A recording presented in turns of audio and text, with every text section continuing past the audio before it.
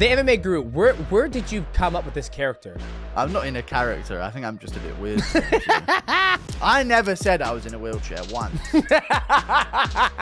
The wheelchair thing was like a defense system by my fan base, because anytime anyone would sort of go after me, they would immediately say, oh, you can't do that. He's in a wheelchair.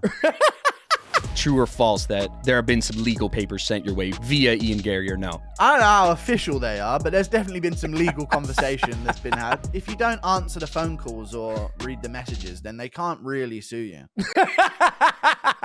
Ian Garry insulted a fat man online with a beard. He never said my name. He just said fat wanker with a beard. And the media was just like, how's the MMA Guru going to feel about this call out? Yeah. Ref! Ref! Ref, he's dead, you fucking idiot! Ref! Fucking Apex cards are pissing me the fuck off. I don't like them. Why not? It's just an... Because... Oh, Jesus Christ. Okay, here we go. Here we go. Get ready. Oh, it's 15-time world champion Demetrious Johnson. You're listening to the MightyCast. What's going on, ladies and gentlemen? Welcome back to another episode of the MightyCast. And this guest right here, man, I was very, very excited to talk to this gentleman. Ladies and gentlemen, can you help me welcome MMA Guru? Now, MMA Guru, okay, the first time I ever got exposed to you was I was playing, video games, and someone's like, oh man, you gotta go check out this guy named MMA Guru, man. He's a guru of mixed martial arts. And I was like, who the f is this MMA Guru? I never heard of this guy. He's a guru of mixed martial arts. I go to your YouTube channel, and I see you with a beautiful community. You're sitting there, you're talking to the fans. You also do live play-by-play of the fights. And I'm not gonna lie, I was actually entertained. And I remember jumping in your chat saying, hey, what's up, man? Big fan of yours. I've been watching some of your content. Then you jumped in my chat and you're like, hey, let's do, a collab. You don't play much video games. And I think this is the perfect time to get together and, do some content. So, brother, how you doing? And how you doing? I'm doing good. It was a great intro you just given me there. I really appreciate that. Yeah, you were one of the first fighters to even acknowledge my existence, I feel like, which is weird because normally I would expect, a contender series guy maybe to acknowledge me, but you straight to the GOAT mentions me. So that's actually on my Instagram as well, the first time you went on my stream. So thank you to whatever fan of my channel harassed you in your live chat enough to make you come over and check out the stream. It was cool. No, I don't think he harassed me. He just, I'm always about looking for content creators that create good content and that are passionate. That's the biggest thing is that you are truly passionate about the sport of mixed martial arts. And so that's when I went there, I lurked a little bit and I lurked again. Then I lurked again. And I'm like, there was one time I couldn't actually get the play-by-play by the fights. So I went to your channel and I was listening to you. And, and even your content, the one you said, the champion of the 135-pound division in the female was Raquel Pennington. And you were laughing. You were hysterically laughing. And I was like, this guy's hilarious. And so I was like, all right, subscribe. Good. So, no, I've always been a fan of your content. I'm just glad now we're able to link up our times. Have worked out. I mean, last week we were supposed to do it on your channel, but you took a long ass nap. You left me hanging like prom, and it's all good. But let's start before we get on live. No. We don't jump past. We don't jump past lies on this channel. Whoa. It was 6 a.m. UK time, Demetrious Johnson, and I'm waiting here at my computer, and then you say, about time for bed. Well, I did message you and you said you're taking a nap.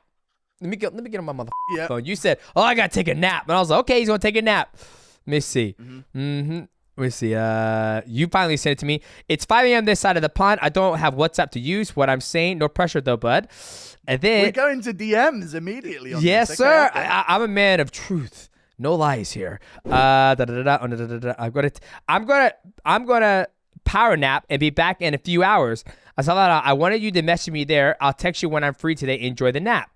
This is 8 o'clock my time. That's it. I'm getting Bradley Martin. I don't have WhatsApp. So let's just call this a wipe. Okay, we're here now. We're ready to chat. The reason I wanted you to do WhatsApp is because I don't really get notifications on my Instagram.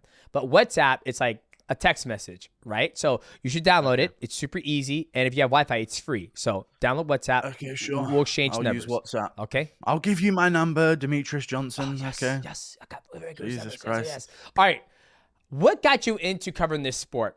Right? Like you have a huge following in the MMA community. You're living rent free in a lot of athletes' minds. What got you in this space of mixed martial arts? I was interested in martial arts. Yeah, I mean, I did it as a kid, and then I was like, I don't really want to pursue a career in this because it's horrible to pursue a career in this. And then, I just ended up thinking, what other way can I make money out of mixed martial arts? And it was covering the sport, I guess, was the next best move.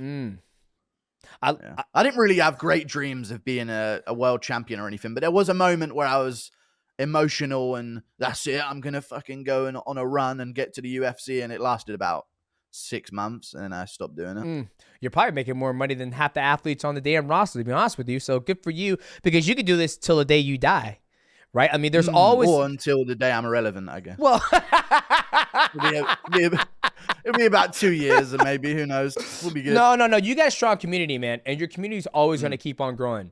Right? Like, when I went to your live stream, you had, like, I think 1,500 to 2,000 people in there asking you questions about the upcoming fights. What's your opinion? What's your analysis and predictions on stuff? You have no background. There's people who actually have mixed martial arts careers who don't have a following like you do. So you're building it the correct way. You're building it from scratch, right? And so it's only going to keep on going up, right? And next thing you know, we might see you on like the Zone fighting on one of Jake Paul's cards and Influencer Boxing fighting somebody. So I think you can do this a lot longer than a professional athlete can. Yeah, probably right. There's no injury to where I can't be on camera talking to a screen, Yep. There's nothing that can really knock me out of this game, if you want to call it a game. So it's pretty cool. I'll keep it going. I'll try and keep it going. It does get annoying, though. What does get annoying? Why does it get annoying?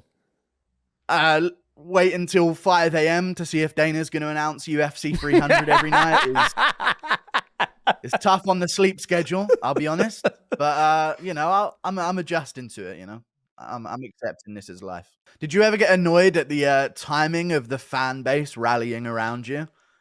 The MMA fan base? I don't get annoyed. I think it was a missed opportunity for the amazing things I've done in mixed martial arts. Like, if I would have thrown some up in the air in 2023, 2024, I mean, I did that shit in 2018, and it's still one of the best submissions ever done. If I would have done it in 2023, 2024, I mean, you did the math, MMA Guru. I know. It would have been insane. But I was talking about the timing of the MMA fan, because it was almost like once you had got your contract with ONE FC and gone, that's when everyone was like, yeah, we've been here from the start, DJ. People like almost purposefully waited until it was too late to rally behind you, Yeah. I mean, I think a lot of people rally behind people who have been wronged. You know what I mean? Okay, yeah, I get it. Like, people are like, because I was always there, right? I mean, it's not like my brand or my product has changed. You know what I mean? I can understand, like, if I sucked, through my whole entire mixed martial arts career and, like, I'm not finishing people, I'm not doing amazing things inside the octagon. But I've always gone out there and performed, right? Because I always believe in my brand. I always believe in my skill set. But now that, when I went to ONE FC and everybody in the world was like, how could you trade, Demetrious Johnson, a workhorse, for Ben Askren? And then I go over there and I'm still putting in work. I'm actually winning fights. I'm doing highlight reels.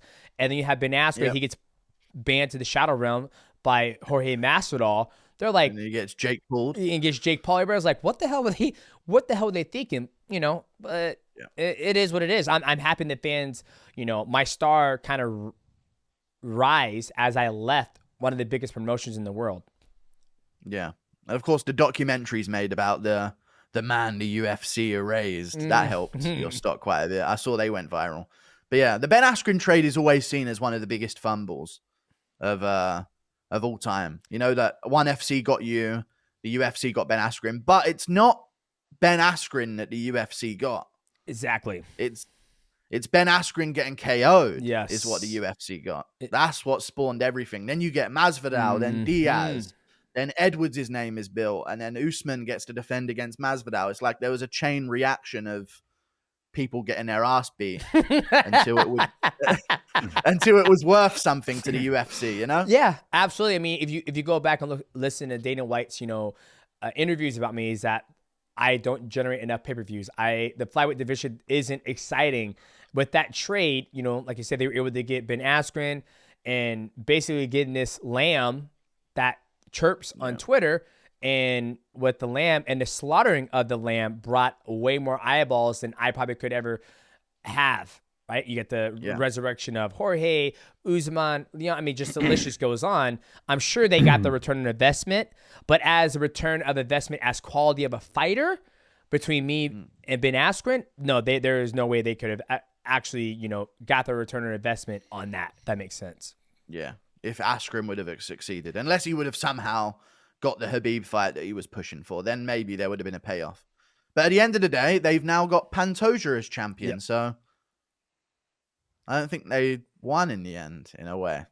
Yeah, I think they did. Like I said, I think even with the eyeballs that Ben Askren has been able to bring, and even with, the resurgence of these guys, they're about to fight for another BMF belt. And that kind of came from the Nate Diaz versus Jorge Masvidal. Now it's like a premier belt.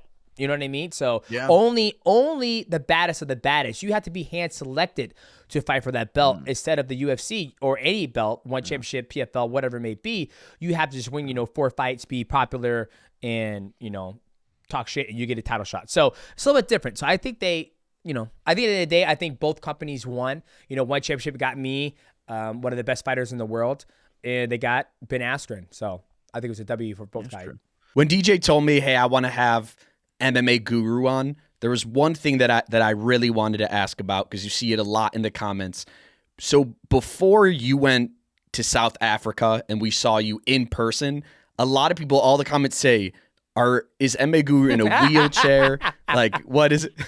What does he look like? And then we see you next to DDP, who is now the current UFC middleweight champion. And you're coming from someone who I'm about 5'4", DJ's 5'3", whatever he is, 5'2". You are a tall, big dude, and it's like, this is bullshit. What the hell? and you're jacked too. So what was that experience like? People seeing you kind of outside of your MMA Guru cave for the first time. Let's not get too crazy with the jacked. Come on, you're ripped a little bit. I think there was like a payoff for my shit talk online where everyone sort of just said, he's a fat little spherical human, That was sort of their payoff. Like, well, at least he's some fat wheelchair-bound loser guy. But the wheelchair thing, that was what a weird thing to have to discuss. Go on. The wheelchair thing was like a fan-based defense system. Okay. The internet is a very strange place, Demetrious Johnson. It was I never said I was in a wheelchair once. Probably because you never get up. Like when you're doing your streams, you never get up. So like, oh, this motherfucker might be wheelchair bound. So go on, continue. Yeah. But then I was like, these motherfuckers ain't gonna tell me to stand up for $2. You know what I mean? I ain't gonna start that exchange for labor. But no, the wheelchair thing was like a defense system by my fan base, because anytime anyone would sort of go after me, they would immediately say, "Oh, you can't do that. He's in a wheelchair." and then whoever went after me would immediately be like, "Oh shit, sorry, I didn't even realize." Yeah. Because the main thing that fighters say is, "You could never be a UFC fighter. Why are you talking about the sport?" Mm-hmm. That's the main insult I used to get. You could never be a fighter. You could never be a fighter. And when you compare, or when you pair someone telling you can never be a fighter with, "Oh, don't do that, he's in a wheelchair," immediately they feel regret. But I've never said I was in a wheelchair, always stated that I could stand. And the DDP revelation was a big one, I guess. I absolutely love that.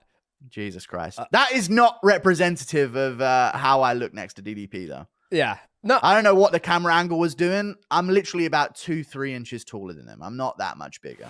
What's going on, ladies and gentlemen? This podcast is sponsored by GFUEL. Now, GFUEL has amazing products. One of my favorite products is the energy formula. How do I like to enjoy my GFUEL?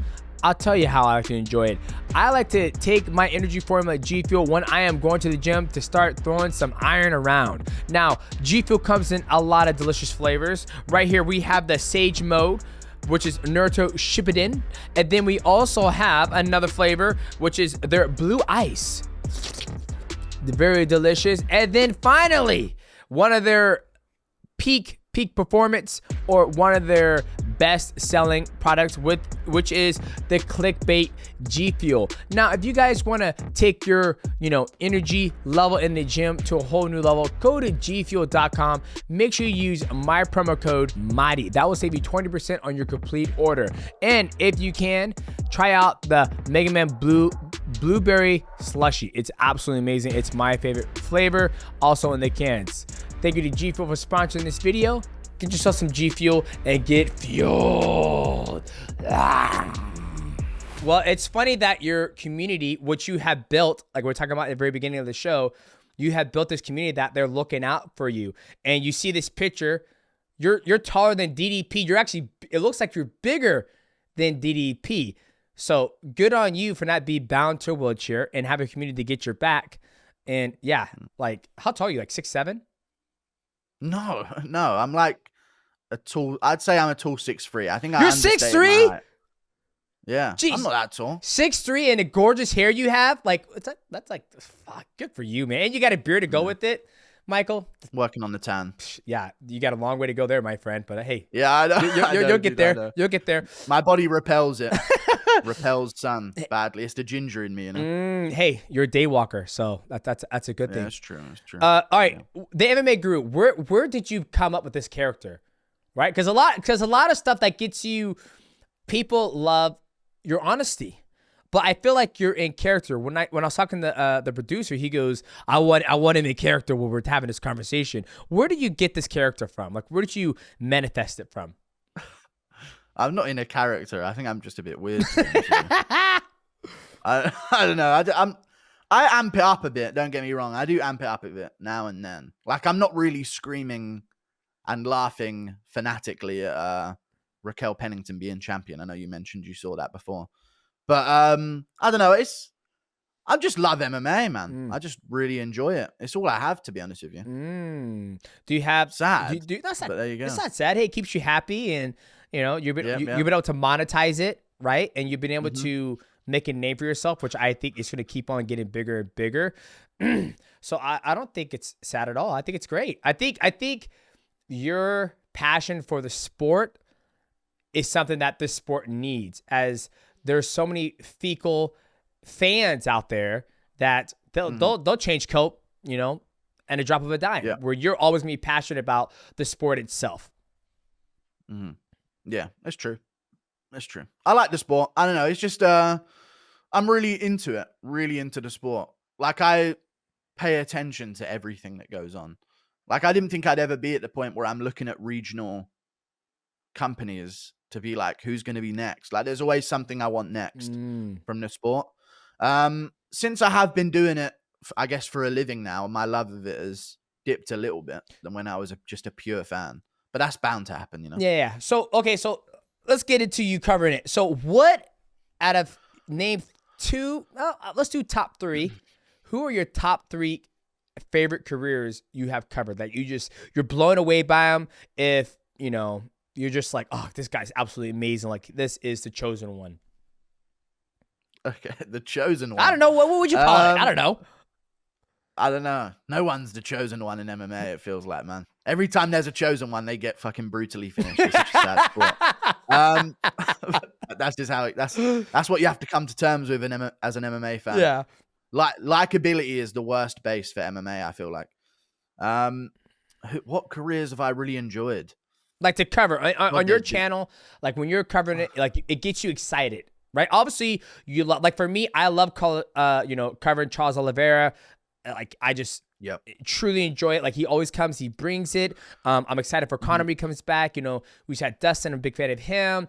I mean, I have my favorites that I like to cover. For you, you have to have favorites. Like Izzy, another one of mine who I love to cover. Who are your ones that get you excited to talk about mixed martial arts when you're going live on your channel? Ian Garry, maybe for the wrong reasons. What are those reasons? Why? Just funny to bully him online, I guess. But you know, that's cool. I kind of started the whole thing, and now in every comment section is just slander against Ian Garry. I do feel bad a little bit, but anyway, Vicente Luque was another one. So it's almost poetic that Ian Garry was supposed to be fighting Luque. There was like a 5-year period where I was just obsessed with Vicente Luque. It was unhealthy obsession. Very unhealthy. Oh, okay. Like, I'd be like, this guy's incapable of boring. Oh, the producer's back. Yeah, no. I was going to say, true or false that Ian Garry actually is suing you, or is that a made up story? Because no, because it's funny because I'm the producer, but someone else who helps us out, I'm shouting Nick Pappas. He texted me and he's like, make sure to ask about Ian Garry because that situation's hilarious. So is it true or false that there have been some legal papers sent your way via Ian Garry, or no? I don't know how official they are, but there's definitely been some legal conversation that's been had. But again, I said this on another podcast before. I think if you don't answer the phone calls or read the messages, then they can't really sue you.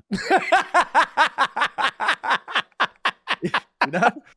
Could you imagine if you don't know about it? Could you imagine? I was like, you owe 14 years of back paid child support. What are you talking about? I never seen those papers. Your Honor, I never seen that. I never got a court date. I never got anything. I know I had, sexual encounter, and I know she got pregnant, but how? It didn't exist because I didn't acknowledge it. That's absolutely hilarious.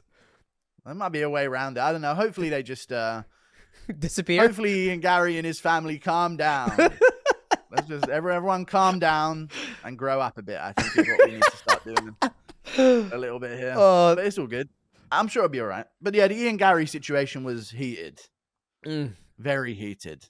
That was a very big situation. Well, what happened? Someone else. What happened? I don't know. I don't know if the viewers. I don't know the full context of the situation. But since I shed a tear laughing about it. Fill us in. What happened? What happened? Okay. So Ian Garry is a fighter in the UFC. I'm sure you're aware of this. Yes, I know who he is. Okay.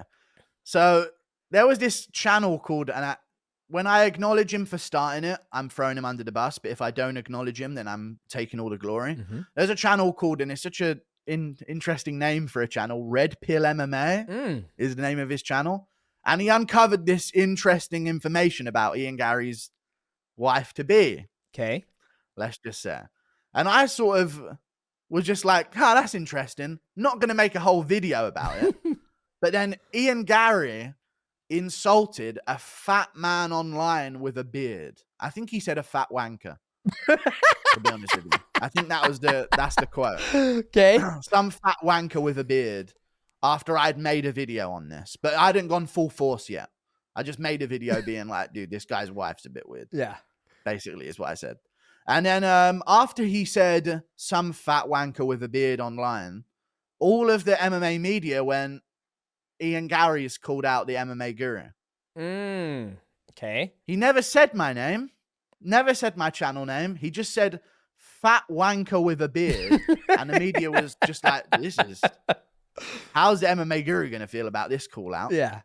I was like, okay, well, if they want to direct it at me, I'm going to take full advantage. And I just dropped the fact that she made a book about scoping out young athletes to settle down with. And now that's a bit of a interesting conversation, I'm sure, in their household over breakfast. That fat waker. Oh, I love it. So you weren't really directed into that conversation. He just went out there. I mean, a fat wanker could be millions of people on YouTube. Be anyone. Right? So pretty much the MMA media kind of targeted you to fit that description. Yeah. I reckon it was me. Yeah, well, you took advantage of it, so that's good. So I know, yeah. I think what you're probably being sued for is defamation Yeah, that's probably what they're going to get you for. But like you said, if you, I wouldn't know. I wouldn't know. yeah, I'm just going on the facts of like, Amber Heard and Johnny Depp, they are suing each other for defamation, of tarnishing someone's character. Well, like you I'm fine. There's no legal stuff. I'm good. I don't know. Defamation's pretty hard to prove, no? Oh, I agree. Well, especially if Historically. somebody wrote a book, right? You're just stating the facts that were laid out by that person who put it out into the world, essentially. So you're good. I think you're gonna get away clean. Wipe your hands clean, like you said. I think I'm in the clear now. Anyway, I think I'm all right. Okay, good. Let them focus on Jeff Neal and forget about some stuff. Yeah. So you had Ian Garry, Vincent Luque, and who else? Oh, another fighter that I like to follow the career of. You're good at keeping things on track, DJ. This is a good interview. Thank you. Thank you. Who's reluctantly I have to accept that Sean O'Malley's so good to watch fight. So cool to watch fight. What do you love about watching him fight? Oh God, front kicks. Come on, dude. Front kicks are so underrated. I love watching someone teep someone in the body. So very underrated. No. So then you like O'Malley's sick to watch. Go on. Do you like Muay Thai or like? I feel like what makes Sean O'Malley so much different. I just broke down one of his videos that his movement on his feet is so good. How he goes from orthodox to southpaw. He throws feints from both sides, and also when he gets pressured, he goes lateral, and then he also does feints when he's lateral. So a person never really knows when he's going to go. And then the feint where he goes, he's looking at you, and he looks backwards and comes back at you. It's the little twist. The little twist. It's very dynamic of him. And I was like, wow, like, as I've come into this role of analyzing or breaking down fights, I study way more than I did when I was, in the prime physically in my career, like when I was in my title run. But his footwork and his movement is so damn high level, like S tier, where I don't even care about his teeps. You know what I mean? The teeps are to force people to come across a distance, and then he catches them, right? So, I mean, I was being jokey with the teep thing, but yeah, just in general, his striking game is so cool, and also his feint game is so good because he actually throws the things that he's feinting at people. Yeah, Yep. He wouldn't be able to pull off the little head switch that he does if people didn't know this guy's got a mean spinning back kick to the body. Yep. Mm-hmm. So that just opens up his game so much more because a lot of strikers, like Adesanya has his feints, but they're mainly like a little hip thrust. Yep. You know what I mean? A little twist of the hip to show maybe a leg kick might be coming, maybe some stuff with the hands, but he doesn't throw many wheel kicks, spinning back kicks. And you know what I mean? There's less for people to believe in his feint game, Oh yeah, 1,000%. Izzy pulls the trigger, but he doesn't pull the trigger like Sean O'Malley does, right? Like, but that's being a middleweight as well is a part of that, right? Say that one more time. That's being a middleweight as well, right? That's definitely a part of that. Just a difference in size and and I also think skill set. I think Sean O'Malley can actually wrestle. I'll go on a limb and say, even though Sean O'Malley hasn't wrestled like growing up, like he said in the podcast, I will go on a limb and saying he can probably wrestle better than Izzy. That's just if I have to pick the two, right? So I think you see Sean O'Malley come forward more when he fights, to where Izzy loves to force people to come across a distance, and he ends up countering. Izzy loves to go lateral and then resituate himself and then begin to pick his opponent apart, force him to come across this. Where Sean O'Malley, he will come forward a lot more. You look at the Peter Yan fight. You look at his previous fights. He has come forward more and engaged in that dogfight essentially. He can hold the center of the octagon a lot better than other people that play on the outside, Exactly. Just because he's got that power as well. Yeah. You have to speak about O'Malley's power. Yes. There's actually something for people to fear. It's not like, oh no, I'm going to be low kicked at range for 5 rounds. Like, this guy can highlight reel you very quickly, as Aljo, I guess, found out. So he can hold the center a lot better. And that was sort of Izzy's problem against Strickland, right? Is he couldn't hold the center as well as a DDP, who may not be as cool looking of a striker as Israel Adesanya is, but he can hold the center and stop Strickland snowballing his way through the fight. Exactly. And that's one of the things we saw is that DDP doesn't back up, right? He's not the most explosive, pop, pop, pop, pop, and doing so many different combinations, but the way he approaches his fights, holding the center of the cage, being very plotty, heavy, And I knew that was going to give Sean Strickland problems because Sean needs to come forward. I mean, you look at the Sneako fight when he's beating up Sneako, right? Yeah, let's use the Sneako fight as analysis here. Yeah, true. Sneako started. Sneako was moving laterally. He moved laterally, and then Sean Strickland was able to go forward, put Sneako against the cage, and just batter that man, right? But if Sneako would have kept his feet forward, Sean Strickland would have had problems all damn day. Mark my words, MMA Guru. You might be a guru, but you talking to the 15-time world champion, okay? Yeah, and the 15-time world champion says if Sneako had held his ground, he would have beaten Sean Strickland and done better against him. On quote. Oh, I fucking love this game. Oh, God. Okay. God, it's such a silly world. So many side quests of, Strickland beating up Sneako today. You know? Fucking side quest. It is a side quest. Like, what are we doing here? I'm wondering who's next for Strickland, and the headlines are, I wonder if Bryce Hall in the desert could be next. Like, it's a really weird world that we're in, but it's great to cover. Well, when you say side quest, I love you use that reference because, as you know, I'm a big gamer. You say side quest, which it does make sense. There is no reference for him beating up Sneako or him fighting Bryce Hall in the middle of the desert or even, fighting Jake Paul in Puerto Rico. But sometimes when you're playing a game, you kind of veer off track. You're like, okay, well, the end game goal is to get back to beat the game in mixed martial arts to become world champion and get as many consecutive title defenses as possible. But if you veer off, like in a game, you go off on your side quest, you're never going to finish the game. You're just going to do side quests. You do it, you get an achievement, and that's it. I don't think he's going to get any achievements from beating Sneako up or Bryce Hall or Jake Paul. Just, self-recognition, and he feels good about himself. But I love how you use that reference of side quests. I've never heard that before. What is going on, guys? Welcome to my OnlyFans page. I'm going to be posting exclusive content. Some of the content I'm going to be posting nobody has ever seen before. Like my archives of all the training videos I've done in my whole entire career. Also, I'm going to be posting about my diet, my recovery, and some behind the scene of my jiu-jitsu and when I go to competition. Make sure you guys subscribe. We're going to be posting exclusively on OnlyFans. Yeah, well, you obviously as a gamer you'd know about it, but Strickland's doing the equivalent of joining the Thieves Guild. If you know what I'm saying. No, go on. That's all I know about gaming. No, go on. Tell me about the Thieves Guild. No, don't make me. I'm just trying to make a baby reference as a gamer. I used to play Skyrim quite a bit when I was a kid. Okay. That's all. What games are you playing now? Playing Escape from Tarkov and Street Fighter 6 right now. Okay. A classic and a new game. Yeah. New gun game, right? Tarkov. Yeah, now when I play games, if I'm not being challenged mentally and my IQ being tested on the distance and whatever move I make, if I make the wrong move, I'm severely punished, then I don't get, it's not enjoyable to me.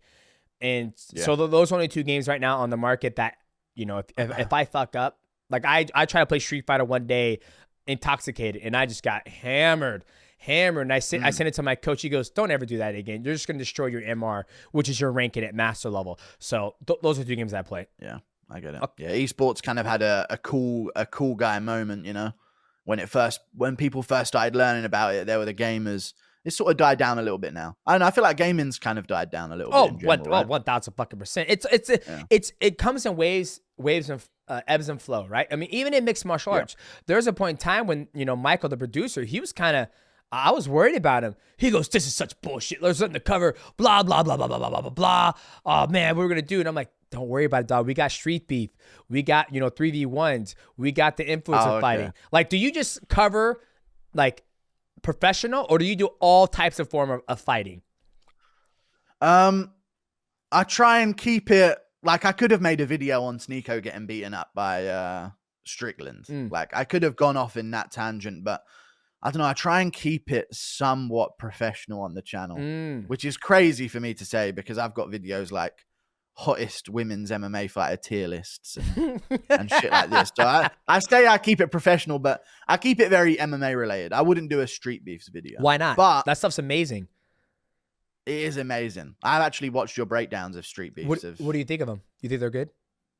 Oh, the characters on Street Beefs are insane. They should make documentaries about some of these Street Beefs people.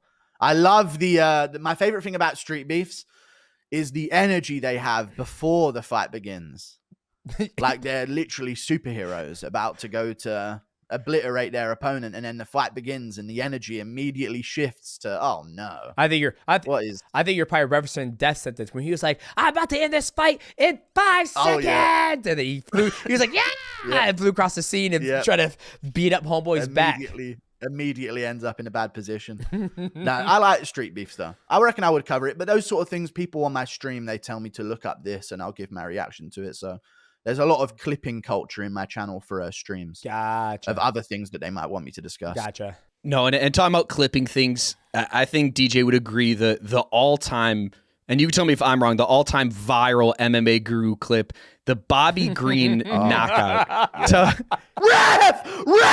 Ref, he's dead, you f***ing idiots! Ref, stop the f***ing fight, ref! Walk me through that again, because what made it so great, there's some clips that you have where it might just be like, oh, MMA Guru's exaggerating a little bit, going a little bit crazier than he needs to, but you were the representation of how everyone felt in that moment, because it's like, what are you doing? Stop the fight.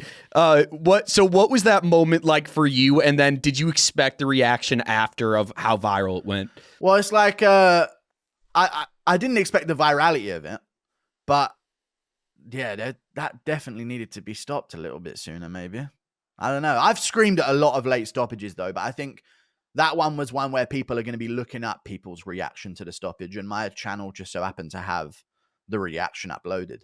But yeah, that was actually insane. That was an insane stoppage. I don't know why that was allowed to go on. Yeah, I love Bobby Green. Bobby Green is legit, man. Each time I've been in the same room with him and shared the locker room with him, he's always been good. Chris boxer. I mean, some legit boxing. He's always had his hands down when he's warming up, and the power he's able to generate with his hands down and just that quick snap back as a snake, like a little cobra. It's always been beautiful. So when he got finished like that, I was like, brutal. Yeah. And the worst part for me was I kind of knew he was going to get finished. Jalen Turner is tough. Yeah. Tough matchup for Bobby Green's hands down boxing. I'm like, dude, please put your fucking hands up against Jalen Turner. Dude. Swinging massive shots at you here, barely missing. Yeah. So that was also a part of it. Like there was a sheer sadness. And then we had to watch the ref just get, I don't know, maybe, I don't even know what the ref was getting out of that. Look at that fucking handsome inbred bastard. Good two from Jalen. Wobbles Bobby bad and he's out cold badly. Fucking ref, he's dead, you fucking idiot. Ref, stop the fucking fight, ref, he's fucking out cold. You. Okay. You. Jesus. Okay. I mean, that just shows the passion that you have for the immense passion the athlete's sports, safety, right? I mean, it's so hard because you're just saying everything that we're all are saying inside, right? Because that was a very, and here's the thing, here's the flip side to it. But as you know, as us athletes, we only get half our check if we lose. Yeah. And I know the ref wants to give us every single possibility to be able to get back in the fight. And sometimes refs make bad calls, whether they stop it or they keep it going. And I think that ref was on a sticky situation where he wanted Bobby Green to be able to get back in the fight and get his full check. Or he was like, it's that hard call to be made, right? And so you're just basically showing your passion of the sport and the health and the safety of the fighters. That's all I saw right there. Yeah. It was hilarious. Yeah, exactly. Yeah. Okay, cool. I'm glad you think that. It was all about the safety of Bobby Green. No, I didn't just jump at an opportunity to insult the ref. No. No, it was about Bobby Green because it's not... the problem is I know Bobby Green, and this is the problem that a lot of fighters do, which is why it's hard to complain about late stoppages sometimes. Because I know Bobby Green was in the back saying, listen, let me die. Yep. You know? Yep.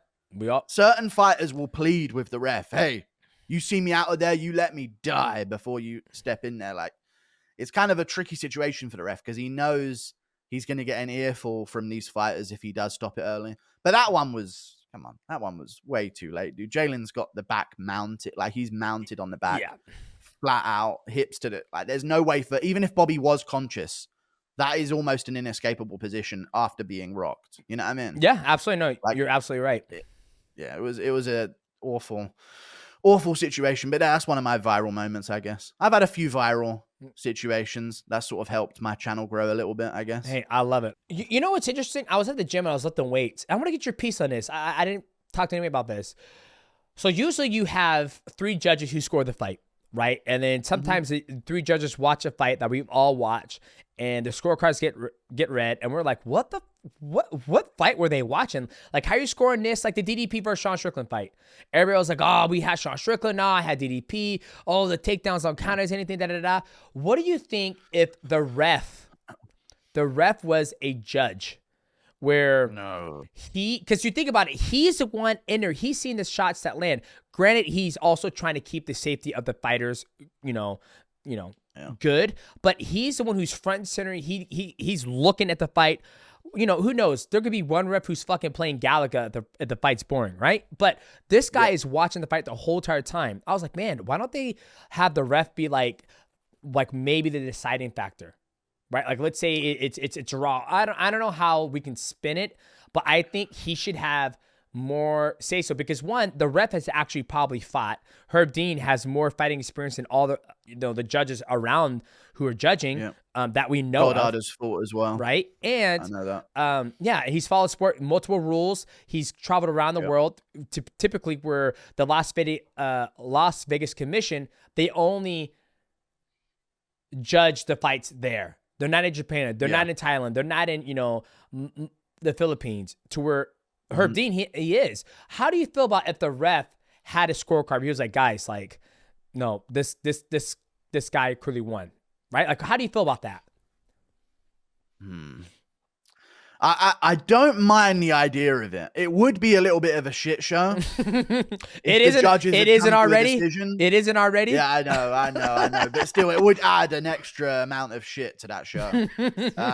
Because the judges would come to a conclusion and then, but what does the ref think? You know what I mean? Then it would be this weird thing. I get it though, but I do wish the ref would maybe relay more information to the judges. Like, hey, this guy's eye got swollen up by that jab this round. Yeah. That was round 2 that this happened. Yeah. Like at the end of the round. Hey, by the way, this guy's calf is destroyed right now. Maybe. That it's just when you do things like that, when you involve another person, you do leave open the bias. Like is it Dan Mergliata, one of the refs, the bald ref? I believe so, yes. Big, tall, bald, white guy. Yes. If you watch his face when finishes are happening, you can see who he wanted to win all the time. Well, I mean, the refs can have their favorites. I'm sure I'm one of Herb Dean's favorite athletes to ref because I've always been kind to him. He comes in my locker room, he gives me his spiel, and I ask him, I say, the first thing I ask Herb Dean when he comes to my locker room, I say, how are you, Herb? How's your night going? How's the wife? Oh, okay, yeah. I'm trying to butter him up. Like, hey, how you doing, Herb? Yeah. And just see, this is why you want him judging fights. Yes. Now you're catching on. No, ladies and gentlemen. Everybody's like, oh, DJ's fights were fucking fixed. No. Yeah. But I think it was something I was just in the gym. I was lifting it, and I was like, man, why don't the refs have a say so? I mean, they're front and center of the action. And I would love to, like, if a ref is fighting and he just comes out of the cage and he goes, I had him winning. I think it would be just something cool to hear, like, hey, who'd you think was winning the fight when it came, the judges were so undecisive, essentially. It's true. I mean, a ref could play a part in that. I wouldn't mind it. I think all of the things that have been brought up to fix judging, in my opinion, doesn't fix judging. I think, DJ, if you want to get real about this, if you want to get really intricate, I think that it's intentionally bad, which I'm as a character insinuating this. You mean just in case any? What do you mean it's intentionally bad? Like the judging itself? I don't think they're like, give this guy the fucking win. Oh, I don't think they're doing shit like that. No. But I think they're like, they kind of like that fighters shouldn't trust the judges. I see where you're going. They love it. I see where you're going with this. I think Do I think an organization has a plan of attack that they want a certain athlete to win so they can sell more reviews, they can tell a better storyline, etc.? 1,000%.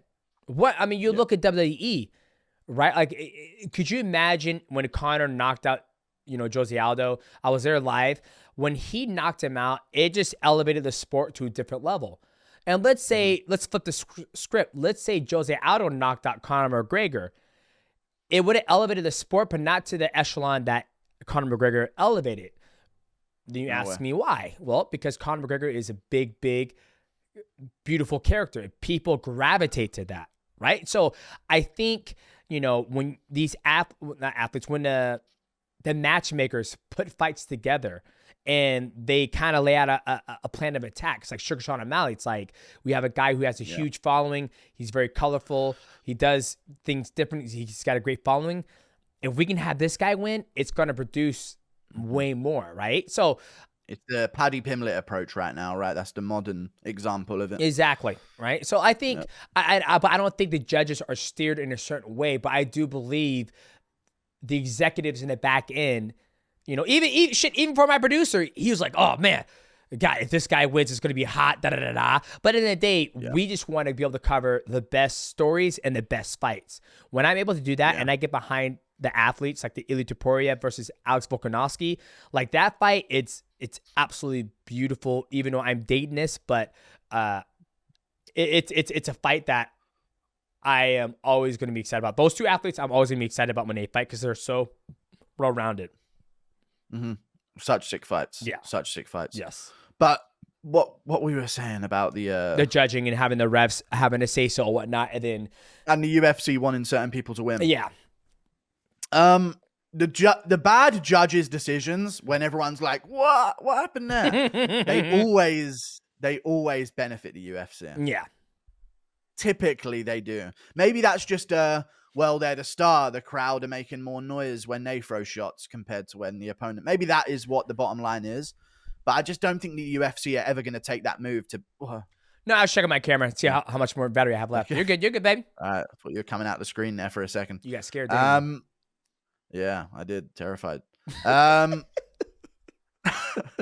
But the judging decisions that are bad, like who the fuck can score Gordon Pimblett to Pimblett? Oh, hang on a second, it's Pimblett. It works out for the UFC. I don't know. I just feel like the judge. I mean, maybe we've been on this tangent a bit too long, but the judging is interesting. I don't know. The only way I've seen people saying they should do open scoring, but then we'd just be aware of the bad judging in the middle of the rounds rather than at the end of the fight. Like it all comes down to these guys are fucking dumb that are judging fights and they need to fix their lives up. Because every time I watch a fight, I'm always like, yeah, that guy won.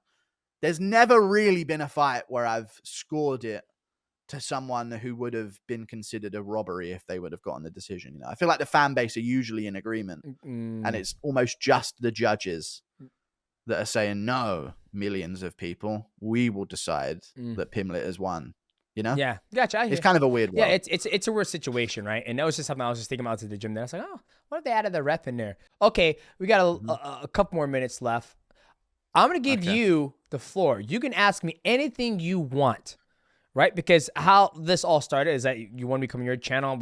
You took a power nap, whatnot. I'm definitely going to come on your channel. We'll do another one on your platform. But I'm going to give you the opportunity to ask me anything you want of my career. Anything. Or we can just keep on chopping up. But I'm going to give you the opportunity to, ask me something. Okay, I chucked in a few of my questions throughout this interview that I had. Okay. I ended up deleting quite a few. Why? Why'd you do that? I had some really lame ones. Okay. I don't know. Sometimes I get too nerdy with it. Give me some spicy. Give me spicy. Oh, God, dude. You beat Pantoja's ass. Come on, dude. God. Here we go. Okay, next question. Okay. Hey, that O'Malley guy is fucking light work for you. No, I'm joking. Let's, what? God, what question? I had questions for you as well, but I wiped them. Because I actually went on Moicano's pod and I had a bunch of questions and he turned it on me and only asked me questions the entire time. God, what would my question be for you, man? I don't know. You done? No, I'm not done. I'm waiting for you. Come on. Am I done? No, I mean, yeah, you done, dude? That's the big question right now. You know what? I had a beautiful conversation at the airport on the way to Vegas recently. Okay. And this gentleman was saying, like, you know, a lot of people, he was like, what else are you trying to prove? Like, you've been doing it for, 17 years. You're able to wake up with your kids, take them to school, be there for them, take them to jiu-jitsu. You got a beautiful wife that the way she looks at you. I mean, what else can you achieve? The only thing you can achieve by stepping back in the cage and fighting is getting fucked up, right? Because there's nothing else, he goes, what you have already is wealth. Everybody's healthy. You're there for your kids and your wife, and you're happy. And that's a big part of me that's like, telling me that I don't need to fight anymore. And then there's another part of me where I love to test curriculum. I love to test my theories and change an angle or something and just go 1, 2, I'm on this side and he has to change and all that stuff. And right now, my big passion is Brazilian Jiu-Jitsu and the gi. Like, I absolutely love it. It takes away my whole athletic ability. It's a breath of fresh air for me right now. Like, when it comes to MMA, there isn't nothing that really excites me because it's the same game over and over and over, right? Like, if are there athletes out there that I would love to see if I could beat them? 1,000%. Alex Pantoja, absolutely amazing athlete, very hard, very heavy hands, very hard chin. Do I think I'm more athletic than him? I believe so. Like, I feel if we play basketball, I would beat him. I feel like if we were to run track 2 mile, I would smoke him. I feel if it was like, soccer, he would beat me because that's, a thing that Brazilians do when they're coming up. But I bet you I'll be competitive because of my athletic ability. Say that with Sugar Sean O'Malley, he's so tall, I thought he was 5'5", but he's actually 6'2". Trying to cross the distance on him would be so hard. Closing the pressure, get him in the clinch, see if I could beat him up in the clinch, take him down past his guard. Like, that stuff, that's still inside of me, even though I'm 37 years old. But to say, am I done? I don't want to put a hard yes or a hard no on it. You know what I mean? Because I'm in this state of my mind where I'm building the YouTube up. I'm building my brand. I'm enjoying this part of my life where I can be here with my kids. So there's that answer for you. Okay, that was a great long-winded answer. I appreciate that. I'm just giving you the truth, baby. I speak the truth in this channel. Yeah, I don't try to bullshit and clout anybody. It's like, this is where I'm at in my life. Like, 37, so many title defenses. I'm at 135 now. Won the belt, defended the belt. It's like, I want to do something else. And jiu-jitsu is that right now. Yeah, you need to find a new hobby. But yeah, it's good to see you guys on YouTube, though, the fighters in general. I like watching fighters come over to YouTube, and actually it's almost like I don't know, there's like a fan base waiting for them over here. Oh yeah, yeah. You got me, Alex Volkanovski, Israel Adesanya. You got O'Malley does his thing. And then you were just on Marciano, his podcast. Moicano. I saw you do his interview, and that was hilarious. I think it's one of the biggest thing about athletes coming to this space is building their presence on it and sharing their insight of their careers on it and just having a good time, to be honest with you. So I think it's good. I love it. That's true. Was it difficult though? Because I remember watching your gaming streams back in the day. I don't know, how much do you do the gaming streams now? Not as much, man, because not as much. Yeah, I usually do that off stream because there's so much content that I have to react to. So much. And I enjoy doing this a lot more than gaming. And the views are more on the reactions and the MMA content. So it is what it is. I still game all the time, but as far as like streaming, I mean, just the monetization of streaming a game for 3 hours to doing a podcast for an hour and a half and you're actually enjoying every bit of it, the podcast blows the monetization way out of the water for gaming. Yeah, because I remember you used to be almost one-dimensionally on the gaming. Almost. I remember there was like a game in your live stream sometimes, which was like, who can ask DJ a question that's not fight related? Because I remember you getting annoyed. Like, you were trying to play a game and every question is like, who's next? When are you coming back? Like, basically every question was that. Because I remember you playing, I think it was H1Z1 with Rampage back in the day. Oh, yeah. That's a long time ago. That was the Twitch days of your streaming. Yep. So it's cool to make you see you make the transition and accept that we want to hear about fights. You know what I'm saying? Well, I mean, even for Rampage, he would hate it too. He was like, guys, I hate talking about fighting. And then he stopped streaming. He was like, I'm done streaming on Twitch. I don't want to talk about fights anymore. And he would still game. But for me, I have accepted it that's why the views are there, because of my fighting career and my insight to it, right? And so once I embraced it and I started to enjoy it, because you never know how, I just saw Nate Diaz in Vegas, and, I broke down his fight with Jake Paul. I don't know if he's going to slap me, right? Yeah, true. You just never know. But for me, I always like to approach each fight that I break down non-biased. Yes, I do have my favorites, like Izzy versus Sean. I wanted Izzy to win, but I will still say what Izzy's deficiencies are, as I have deficiencies as well. And if an athlete can't accept me pointing out their deficiencies, I apologize. We're not all perfect. I'm not perfect. I've been knocked out before. I want to be the perfect fighter, but I'm not. That's what I go to the gym and strive for. So for me, once I've embraced it, it's been absolutely amazing. I've been loving every bit of it. Yeah, that's good. That's good to hear. What's up, Rey Mysterio? I should have got your name at the start of this. Probably been a bit more. MMA Guru, what's your name while we're on the topic? Oh, no, we don't do names. I'm Michael, by the way. Okay, well, I don't do names. Internet is crazy. Habib fans are crazy. Let's just end it at that. They're gonna fucking get his address and find him. We're like, we're gonna get this out. No, dude, this already happened a few times. Habib fans are interesting folks. No, so one thing I just wanted was to give you this platform, our fans. What's the number one thing you want to rant about right now? Give us a good rant. What's grinding MMA Guru's gears right now? These fucking Apex cards are pissing me the fuck off. Why? I hate them. I don't like them. Why not? It's just because Jesus Christ. Okay, here we go. Here we go. Get ready. Where do I begin? First of all, I'm over the no crowd thing. I used to like it, and I don't mind it now and again, but now it's there's no crowded events anymore for fight nights. Well, I think the last one, I think either Elon Musk or Mark Zuckerberg. No, it wasn't Mark. I think Elon Musk did the last one, I believe. I think he rented the whole place out, but continue. That's one of my reasons why I hate this. It's not even... It's one of my reasons why. It's basically just the Apex is Dana White's cool club. Yeah.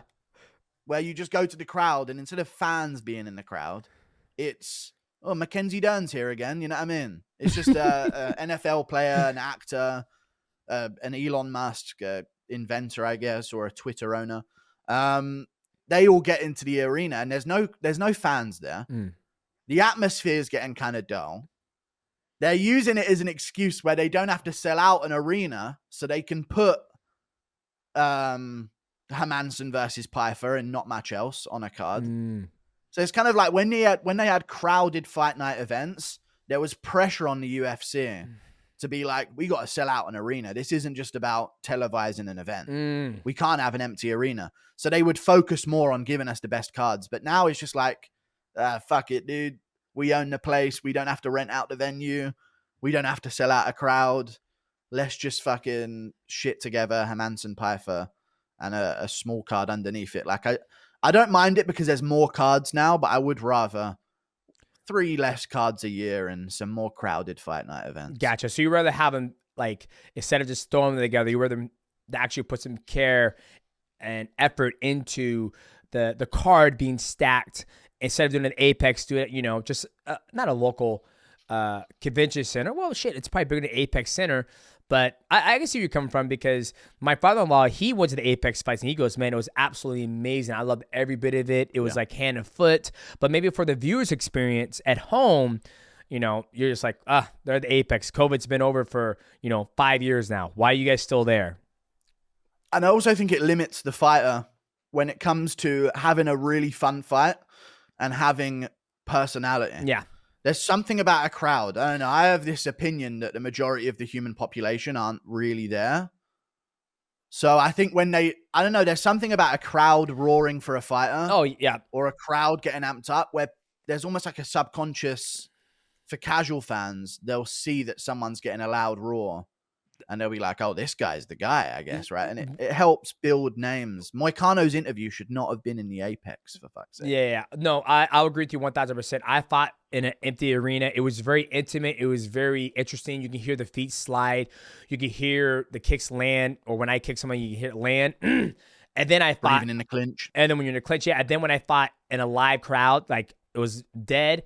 Then back to live crowd when I fought Rod Tank, it was absolutely. I was like, I remember Uriah Faber said it. He goes, "I'm not fighting unless it's a full crowd. I will not fight the Apex Center. I'm always going to fight in front of a live crowd because that's part of the journey. That's part of the excitement. That's part of the fight." And after I went through the same thing, I was like, I would never fight in front of a dead crowd again. Like I'm always going to fight in front of like a massive crowd. If nobody's going to come, if no one's going to come to watch. If they won't do it in a live crowd, then I won't even fight. Yeah. I also like the locational part of it. That's something big for a fighter's career, I feel like, right? It's not just Vegas for me, because I honestly, I don't think so. You know, I mean, I think Sugar Sean O'Malley could test this. I think a lot of fighters can test to this. Is we want to fight where we're going to have the least amount of tax, which is Vegas. Like California, they charge you 8% on top of everything you make. So you still got to pay your quarter, right? And then you get 8% on top of everything just because it's in California. I'm like, F you, California. I don't need to fight here. Like, if anything, y'all should be paying me an extra 8% for bringing revenue to this motherfucker. Same to New York. Oh, man, I want to fight an MSG, man. It's going to be amazing. Huh? What? So you can tax me extra 50? Yeah, I'm good.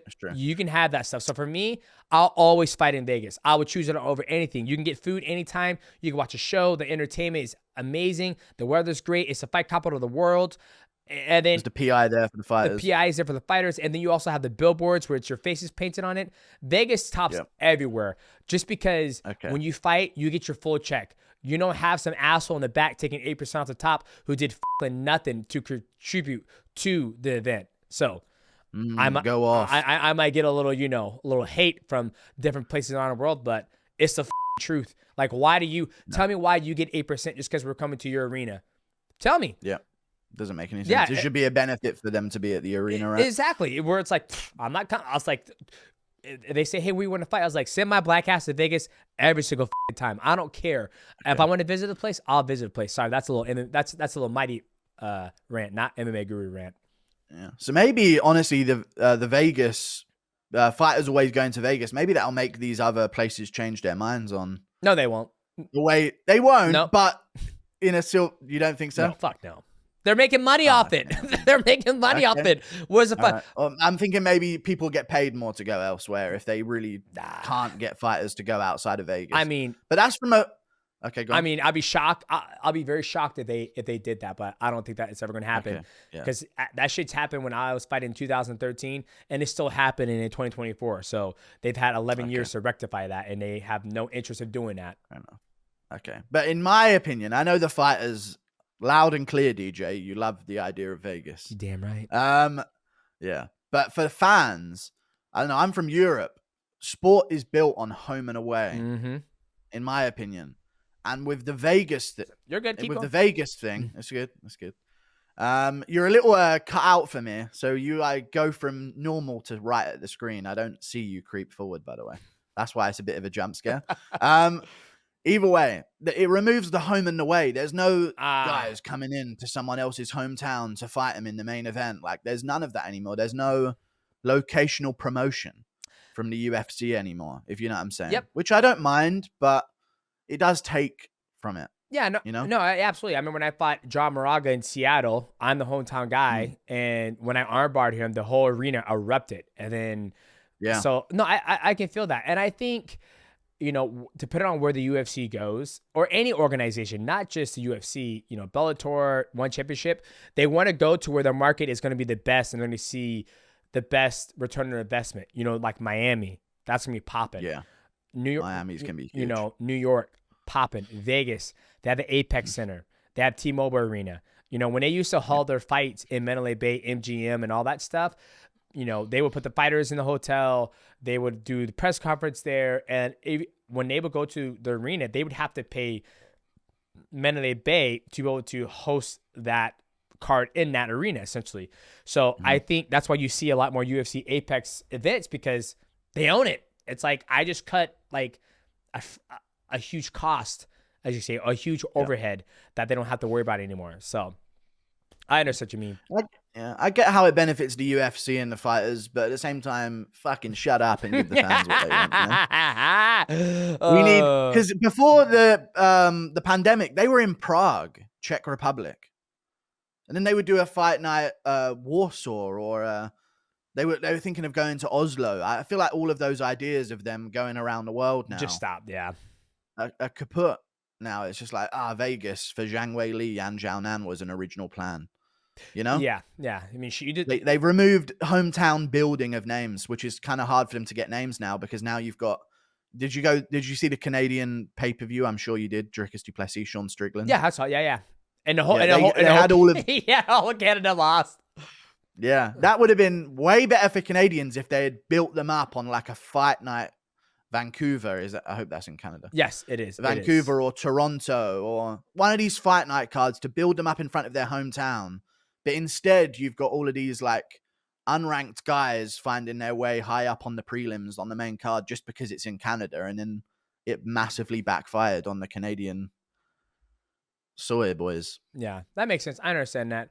All right, MMA Guru, we are all out of time. Man, this is your opportunity to tell the fans where they can find you, what they can look forward to. Like, this is your chance to, tell people what they need to look for. Promote myself. Yes. I have no sponsors. I don't have any. I would shout them out. I don't have any sponsors. MMA Guru on YouTube. That's all it is. Okay. Well, ladies, check it out. Yeah, check it out. Ladies and gentlemen, thank you to MMA Guru for joining us on another episode of MightyCast. I'm a big fan of his content, so go do yourself a favor. Go subscribe to the man's channel. Amazing content. He's absolutely funny on Twitter as well. And man, we need to do this again. So I'm going to go on his channel and do an interview and hang out for his guys. And ladies and gentlemen, I am your host, Demetrious Johnson, and my co-host, Michael Wandover. We will see you at the next episode of the MightyCast. And if you enjoyed this interview, please leave a comment, like, subscribe, and let us know who else you want to have on the MightyCast. We out, baby. Shooter.